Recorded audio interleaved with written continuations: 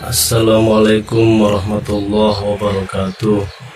Asyhadu an la ilaha illallah wa asyhadu anna Muhammadar Rasulullah. Allahumma shalli ala sayyidina Muhammad wa ala ali sayyidina Muhammad.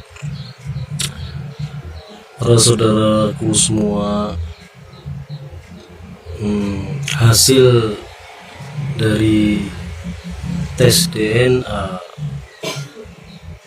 klan Ba'alawi ternyata positif dari gen Yahudi.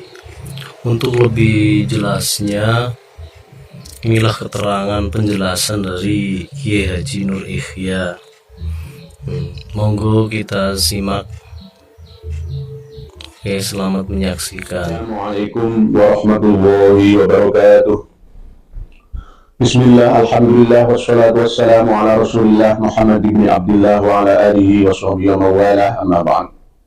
Para pemirsa dan pendengar sekalian, saudara-saudariku semuanya yang sangat saya hormati, yang sangat saya muliakan, yang sangat saya cintai, yang sangat saya banggakan dimanapun dan kapanpun.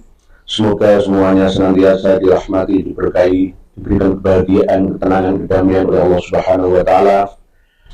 Pada kesempatan yang penuh dengan kebahagiaan ini, saya akan menyampaikan bahwa hasil dari tes DNA para habib sudah jelas pertelo, welo-welo, dan gamblang bahwa hasilnya itu mereka halogrupnya itu G. G itu sudah dirumuskan oleh pakar genetik internasional bahwa G itu larinya ke Yahudi, baik yang dari Kaukasia atau Kaukasus, Persia, ataupun yang dari utara Afrika, bahkan juga yang dari Andalusia, Spanyol, Pulau Kreta, Italia, dan lain-lainnya. Jadi semuanya sudah terdetek dengan pasti bahwa baru-baru ini saya dapat kiriman dari rekan-rekan pakar genetika bahwa marga bin Yahya itu sudah dapat dilihat hasilnya, dan saya menyimpan filenya. Hasilnya adalah ternyata mereka juga halogrupnya G, jadi Yahudi Israel. Bin Yahya, dari marga bin Yahya di seluruh dunia. Dan berikutnya adalah marga Al-Atos, ya, itu juga halogrupnya adalah G. Itu semuanya sudah jelas bahwa mereka itu bukan keturunan Sayyidina Ali bin Abi Thalib. Terus berikutnya adalah ada marga Jamalulail, ada Barokbah, ada Al-Haddad, ya. Jadi jika kita berkali-kali kepada Ba'alawi untuk tes DNA, ya tidak perlu. Saudara saya, Kang Mas Muhammad Rizik Syihab, sudah sering menyampaikan tes DNA. Apa yang ditakutkan? Ya karena memang hasilnya sudah kelihatan, sudah jelas. Ada yang ditutup-tutupi dan ada yang mencoba untuk lari dari kenyataan. Dalam tafsir yang saya sampaikan 2 sesi video kemarin itu memang jelas bahwa Dajjal itu sudah keluar. Tapi bentuknya bisa organisasi, bisa perorangan, bisa sebuah negara, bisa lembaga, bisa robito, dan bahkan bisa juga saya. Jadi bisa perorangan. Tapi saya tidak menuduh siapapun. Sifat Dajjal, pembohong itu bisa menjangkit dan masuk dalam diri siapa saja. Tidak peduli siapapun orangnya, golongannya, marganya, suku bangsanya. Tidak. Semuanya bisa punya potensi untuk menjadi pendusta atau penipu, pembohong, al-kadzab atau Dajjal. Jadi Dajjal itu ada banyak. Jadi Dajjal itu tidak hanya satu orang, tapi banyak orang. Sejak zaman Rasulullah SAW, Ibnu Sa'id atau Ibnu Soyad, dan bahkan dalam kitab Fahirullah ini, Dajjal itu berasal dari Yahudi kota Yasrib atau Madinah. Jadi jelas bahwa Dajjal itu darahnya adalah gennya itu gen Yahudi. Ya, tidak semua Yahudi buruk, juga tidak semuanya Yahudi baik. Tapi kebanyakan mereka memang orang-orang Israel Yahudi itu adalah bangsa yang paling rasis di muka bumi ini. Oleh sebab itu pada zaman Raja Nebukadnezar, ya, pada zaman modern dibasmi oleh Nazi itu karena memang Yahudi itu rasis, makhluk paling suci, paling mulia, paling hebat di muka bumi ini. Nah, sekarang tradisi Yahudi Israel itu ditiru oleh orang-orang Yaman ya, yang ada di Indonesia. Nah, inilah yang harus kita luruskan.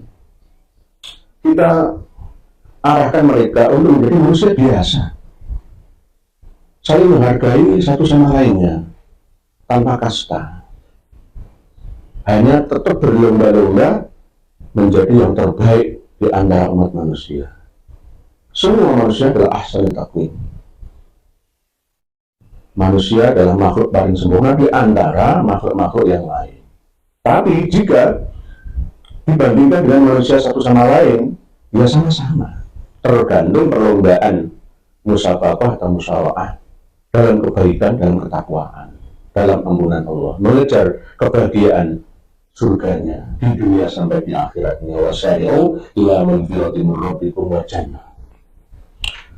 Jadi jangan sampai kita rasis. Saya tidak pernah mengunggulkan diri menjadi suku yang paling hebat di antara suku lainnya. Oh, saya orang Jawa, lebih hebat daripada suku Sunda. Benar, tidak ada itu. Islam itu agama yang universal, rahmatan lil alamin, untuk semua umat penghuni alam semesta raya ini, minal jinnati wan nasi wal khalqi ajma'in. Itulah Islam. Jadi Islam itu jangan dikudeta, dirampas menjadi milik kakek buyutnya para Habib alami itu. Sekali lagi, jangan harus matur suwun dengan Kiai Haji Maduddin Usman, dengan Bagus Mogi, ya, dengan KRT Fakih Wiradiningrat, ya, harus berterima kasih pada beliau-beliau, termasuk ada channel Pada Suka, ada Gus Fuad, ya, ada Gus Arya, ada Raden Syarif, ya. Jadi ada Raden Muhammad AR yang asli Bangkalan itu Lampung, jadi modung, ya. Ya itu mereka adalah pejuang, tidak hanya itu, ada Said Muhsin, ya, ada Kang Zainuddin Madura, ada Gus Ani, ya, banyak sekali para pejuang-pejuang Nusantara ini untuk menyadarkan mereka kaum Ba'alawi supaya kembali ke jati diri manusia yang berbangsa, bernegara, melaksanakan agama dengan sewajarnya. Jangan rasis di negeri ini. Kita tidak menyindir, ya, menyinggung orang per orang personal, enggak, tapi semuanya, dari kaum Ba'alawi, dari marga apapun. Cobalah, dengan coba lepaskan jubah kebesaran panjenengan semua. Jadilah orang biasa. Kalau panjenengan pakai itu kan hak asasi, tapi pada waktu-waktu tertentu saja. Jangan kemana-mana bawa jubah ada apa. Kita namanya Indonesia. Jadilah orang Indonesia. Ingatlah pesan Bung Karno. Boleh kalian memeluk agama Islam, tapi jangan jadi orang Arab. Boleh kalian memeluk agama Nasrani, tapi jangan jadi orang Israel, Yahudi. Boleh kalian memeluk agama Konghucu, tapi jangan jadi orang Cina. Boleh kalian memeluk agama Hindu, Buddha, tapi jangan jadi orang India. Ini mengandung makna yang sangat dalam, arti yang sangat tinggi. Jika kita resapi bersama dalam hidup berbangsa dan bernegara. Kembali ke bahasan tentang grup G. Tes sudah dilakukan, tes DNA sudah dilakukan oleh mereka kaum Ba'alawi di dunia Timur Tengah, dan bahkan Amerika, Italia, Rusia, Eropa, semuanya sudah banyak yang melakukan tes DNA, dan hasilnya terdeteksi nyata bahwa kaum Ba'alawi itu adalah grupnya G, dan G itu identik 90% ke Yahudi. Mau diingat kayak apa? Oh, ini sudah menjadi catatan alam. Ayat Allah yang tercipta di dalam tubuh kita. Inna nahnu nuhyil mauta wa naktubu ma qaddamu wa atharuhum wa kulla syai'in ahsaynahu fi imamin mubin. Oleh sebab itu, ketika kita memaksa para habib yang ada di Indonesia ini untuk tes DNA, ya mereka yang mestinya takut ya, tanpa izin dari ketua Rabithah Alawiyah. Kalau nggak takut kenapa menggunakan alasan yang macam-macam? Oh, BNA itu bisa berubah-ubah, tidak menuruni lagi aslinya karena sudah beda apa yang dimakan, termasuk lokasi, teritori, tempat itu juga mengalami perubahan genetika, semacam-macam.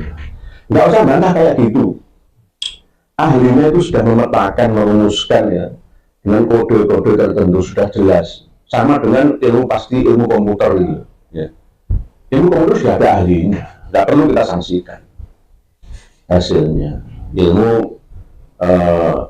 kedirgantara misalkan, bagaimana menciptakan mesin jet yang bisa naik terbang kemana saja, nggak perlu kita sanksikan. Sama dengan ketika kita naik pesawat terbang itu sudah 100% menyerahkan totalitas keselamatan kita kepada pilot. Karena apa? Kita nggak tahu bagaimana cara menerbangkan pesawat terbang, ya, menjalankan pesawat terbang itu kita nggak tahu. Dia serahkan kepada ahlinya, pilot yang ahli. Ya sudah, kita tidak tahu tentang seluk-beluk ilmu pergenetikanan, ya serahkan kepada ahlinya. Fas'alu ahla dzikri in kuntum la ta'lamun, bertanyalah kepada orang yang ada yang menguasai bidangnya. Tidak hanya ulama ya, tapi jangan dikatakan fas'alu ahla dzikri in kuntum la ta'lamun itu hanya diarahkan ke satu komunitas orang yang mengetahui, menguasai ilmu agama saja ya tidak. Ahla dzikri itu bukan ahli dzikir saja. Ahla dzikri itu secara umum, secara etimologi itu adalah orang-orang yang mengetahui ya keilmuan sesuai dengan bidangnya masing-masing. Saya punya teman profesor farmasi ya, dia akan tumbuh ketika beralih dari profesinya. Pernah bilang saya langsung, dia ketika mau menghidupkan komputer, oh gimana mas? Ini komputer mati? Ya gara-gara kabel power nggak nancep. Itu sampai dia marah-marah. Kenapa? Oh, kabel power belakang ini renggang, Kang. Kang profesor renggang, kurang nancep karena dengan geser-geser PC atau CPU-nya ini. Akhirnya apa? Kita cocok nyala. Oh, sepele ya ternyata. Oleh sebab itu, zaman sekarang ini, saat ini tidak ada orang yang paling. Ibarat kita mau memotong kertas atau memotong tulis, ya, jangan pakai gergaji. Ini percuma. Ya pakailah silet. Tapi kalau kita mau memotong kayu, jangan pakai silet, ya pakailah gergaji. Jadi ada penempatan fungsi masing-masing. Jadi saya pun begitu, saya tidak mengaku paling hebat, paling handal, paling benar, tidak. Sama seperti kita Qafilullah yang saya sampaikan dalam 2 episode video kemarin itu, ada yang menolak, ada yang kurang paham, ada yang nggak seide, nggak pro, ya nggak masalah. Ya kan, ini saya sampaikan berdasarkan pemetaan pemahaman terkini. Ya karena dengan semua ada yang baru mendengar pertama kali, ya mestinya kaget ya, shock terapi ya, ya kaget lah ya. Dulu nggak pernah kiai ulama menerangkan kayak ini. Ya namanya ngaji bersama, ngaji bersama. Jadi tidak ada kata-kata paling utama, tidak ada. Sama-sama. Zaman sekarang ini sama-sama. Antara profesor ataupun wong asor itu sama-sama akan tajam di bidangnya masing-masing dan akan tumbuh yang tidak pada bidangnya. Sama seperti silet ya untuk memotong pohon, sama seperti gergaji untuk memotong kumis, rambut atau kertas. Jadi akhirnya apa? Dengan metode keseimbangan ini ya, kesamaan ini, maka baiknya kita saling memberi dan menerima informasi, berbagi, ngaji bersama. Jadi motto di channel ini adalah tidak menggurui tapi ngaji bersama, tukar pikiran, tapi bagi orang yang mampu untuk menerapkan metode open minded ya, terbuka hati dan pikirannya. Ngaji itu harus siap untuk menerima informasi, tidak harus gak bisa itu sesat. Nah ini namanya orang yang tidak bisa maju. Para pemirsa dan pendengar sekalian, saudara-saudariku semuanya, rahimakumullah. Jadilah kita menjadi manusia yang bermanfaat untuk sesamanya dan sesuai dengan bidangnya masing-masing. Allah menciptakan kita berbeda, itu sebagai rahmatan, ya, sebagai kasih sayang Allah untuk saling memberi dan menerima. Nah, ketika kita memberi juga jangan mengakui bahwa itu milik kita. Kita hanya menyampaikan apa yang Allah berikan. Kita punya harta, kita sampaikan, kita sedekahkan, ya jangan akui itu milik kita, itu milik Allah yang harus kita sampaikan kepada orang yang berhak menerimanya. Kita memiliki ilmu misalnya, ya itu bukan dari kita, ya dari Allah, hakikatnya disampaikan kepada yang berhak untuk menerima. Sama seperti channel yang ada ini, insya Allah adalah channel berbagi bersama. Dan saya ucapkan matur suwun, terima kasih, thank you very much, syukron kathiron, ya, matur sekalian pada semuanya yang telah memberi masukan kepada kami di komentar-komentar video-video yang ada ini. Saya alhamdulillah, ya kalau itu benar, kenapa tidak kita ambil manfaatnya? Tidak ada bedanya, kita ini sama-sama saling memberi dan menerima. Inilah konsep ngaji bersama di channel kita ini. Wallahu a'lam bishawab. Mohon dimaafkan bila ada kekurang sopanan dalam penyampaian saya. Akhirul kalam, wassalamualaikum warahmatullahi wabarakatuh.